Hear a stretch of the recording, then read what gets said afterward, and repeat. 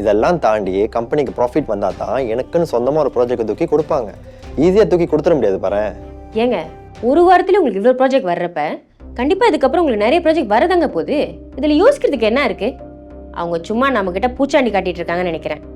இங்கே பாருங்கள், எனக்கு அண்ணி பற்றி நல்லா தெரியும். அவங்க ஸ்மார்ட்டாக கேம் ஆடுறதா நினச்சிட்டு இருக்காங்க. அவங்களால உங்களை ஈஸியாக ஹேண்டில் பண்ண முடியும். ஏன்னா நீங்கள் தான் எல்லாத்துக்கும் மண்டை ஆட்டிட்டு வரீங்களே, அதனால தான் உங்கள்கிட்ட அட்வான்டேஜ் எடுத்துக்கிறாங்க. பேசி முடிச்சிட்டியாமா? எனக்கு நிறையா வேலை இருக்குது. தயவு செஞ்சு அந்த புத்ராஜயா ஃபைல் எடுத்து கொடுக்குறியா?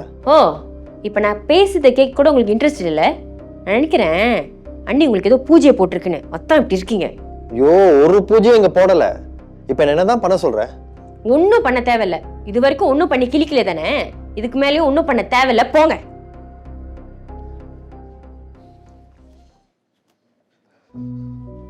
மேடம், உனக்கு என்னடா? என்னங்க ரொம்ப சூடாக இருக்கீங்க? உங்களுக்கு குடிக்க ஜின்னு ஏதாவது தண்ணி எடுத்துகிட்டு வரட்டா? என்ன நக்கலா? அண்ணி லைனை கிராஸ் பண்ணிட்டு இருக்காங்க. இது கண்டிப்பாக வருத்தப்பட போகிறாங்க பாரு. அண்ணியா? நீங்கள் ஏங்க அவங்கள நினச்சி டென்ஷன் ஆகுறீங்க?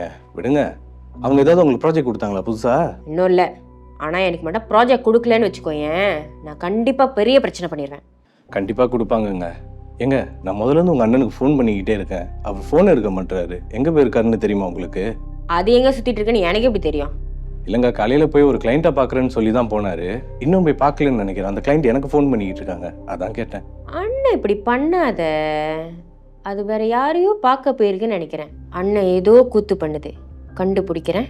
ஏங்க எதுக்குங்க? ஏன்பா எதுக்கு இப்போ நீங்களா ஒரு புது பிரச்சனை ஆரம்பிக்கிறீங்க? அவர் வேற ஏதாவது கிளைண்ட்டை பார்க்க போயிருக்கலாம்ல. அதுக்கு என்ன ஃபோன் எடுக்க மாட்டேங்குது? அண்ணன் கன்ஃபார்மாக ஏதோ கூத்து பண்ணுது.